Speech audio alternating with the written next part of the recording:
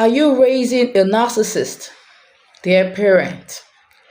Are you raising a child that is struggling with relationships with people, with his family, with his friends? Are you raising a child that is finding it difficult to accept responsibilities? Are you raising a child that is actually struggling with his performance at school because he's not able to relate with other people? He doesn't have a good self-esteem. Here are 3 ways that you have actually been helping your child to become a narcissist, something that you wouldn't like. First, you are not acknowledging your own negative behavior. So your child sees you as a model and he copies everything that you do. Remember, children do as we do, not as we say. The way you treat someone, the way you treat a driver, the way you treat a colleague, the way you treat someone that is employed by you, your child sees some of those things that you do and he sees that it is okay to act the same way. Somebody mistakenly does something that you don't like. Maybe you went to a restaurant and you were not well attended to. You snap, you yell, you say nasty things. Your child is watching all those things that you do. And when you do not acknowledge all those negative behaviors that you do, maybe try apologizing to your child and letting him know that you made a mistake, you did some of those things because maybe you were stressed and things like that. You do not acknowledge them, you just let it go like that. Your child assumes that it is okay to act that way, and thereby you raise a narcissist in your child. You need to practice emotional intelligence as a parent. You need to let your child know how to express his feelings and how to be mindful of how other people feel with the things they say and the things they do. Secondly, you may not be mirroring or validating your child's emotions. For example, it's very, very common amongst parents with their relationship with boys. You believe that being a boy child, it shouldn't show emotions, it shouldn't cry, it shouldn't show pain, it should be strong at all times. So because you're not validating the child's emotions, it becomes a narcissist. He's not able to express his emotions. It's all bottled up in him. So for example, your child loses something, maybe a stationery or something gets spoiled from his things and he's sad about it. He's crying, he's yelling, and rather than you trying to understand what this child is going through, rather than you trying to empathize with him, you just ignore the emotions. You're like, it doesn't matter, why should you cry? Is it not just because of something so trivial like that? It's not important. So by not validating your child's emotion, you make them feel that if they actually have any emotions, they shouldn't show it. You're teaching them that feeling is wrong, feeling sad is wrong, feeling unhappy is wrong. And so this actually results them in not being able to regulate their behavior. And then it leads to a lot of problem in life because they become very protective of the way they are actually acting, even if it's not real. It's not real. And so they become insecure. They have a fear of letting people know how they feel. So this way you actually make your child to become a narcissist. And it is a very, very bad thing that is very, very common, most especially among parents and their boys. Another way that you actually also help your child to become a narcissist is by not calling out behavior. Your child begins to do some things that are not okay, that are wrong. Maybe he throws a fit in public. Maybe he says nasty things to people, and you do not call your child to order. You do not correct him. Just say that, well, it's just that he's angry. That's how he behaves, or that's how they behave in their family. You're actually embolden your child to become a narcissist. So how are we going to know if our child is becoming a narcissist? Just in case you're not doing any of the 3 I mentioned above, what are the 3 signs you should look out for to know if your child is becoming a narcissist? One of them is your child's ability to make and maintain friends. Does your child have friends? Is he able to maintain friends?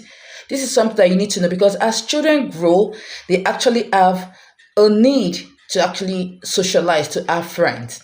So if your child is actually not able to make friends and maintain friendship, then you need to look into that.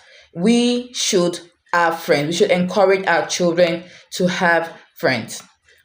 When you see your child putting down other people, saying nasty things about them, mocking them, putting them down, not being happy for their successes, then that child is exhibiting narcissistic behavior. Somebody does something, well, oh, what did he do? It's not a big deal. Just says that he doesn't matter because he didn't get it.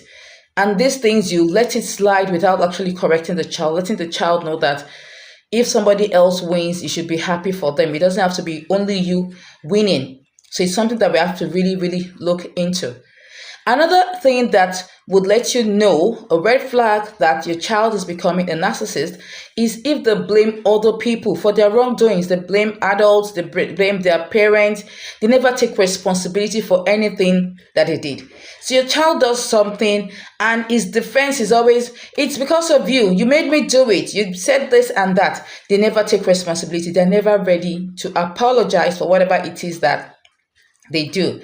So this is a red flag that we need to look into and ensure that your child corrects and changes with time. Also, if your child exhibits problematic behavior while playing, is very, very rough, is always trying to dominate other people, and he doesn't forgive easily. Maybe somebody does something to him and he's always looking out for a way to retaliate, then your child is exhibiting behavior, which we really, really need to look into. If your child doesn't have a way to self-validate himself, he's not able to retain positive qualities about himself, he doesn't feel good about himself, he only wants to be good based on what people say. His validation is based on what people say. He's not able to validate himself. He's not able to tell himself that I'm good enough, I'm awesome, I'm brave, I'm nice, I'm kind. He's not able to say all those things. He doesn't believe that he can self-validate. He believes that other people need to validate him. Then we are actually raising a narcissist. So we have to look into that to ensure that children can actually self-validate themselves. They can actually have a good self-esteem. They can actually have positive things they think about themselves. They can actually have an inner voice that would suit them when they're down, not waiting for other people, someone externally, to actually do the soothing. You can also know if your child is becoming by his moral compass. Does he lack empathy? Does he find it difficult to identify what is right and wrong? Or he doesn't even care about what is right or wrong. He just behaves anyhow. They don't care. And if they do something wrong, they do not show remorse, then there's a red flag. Your child is exhibiting behavior.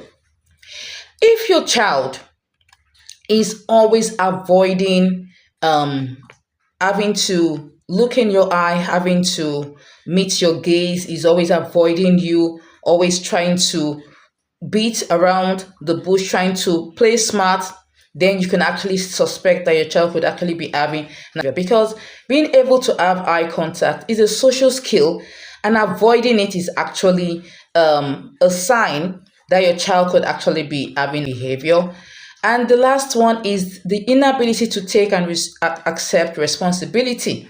So if your child is not accepting responsibility, is not taking responsibility, when they're wrong, they refuse to acknowledge that they're wrong. When they do something hurtful to other people, they refuse to apologize. They just want to ensure that nobody holds them responsible for anything. Then you're raising a narcissistic child. So these things are things we need to look into and ensure that they are not things we can find in our children. And in my next video, part 2, we'll be talking about ways that we can actually help our children to become better human beings.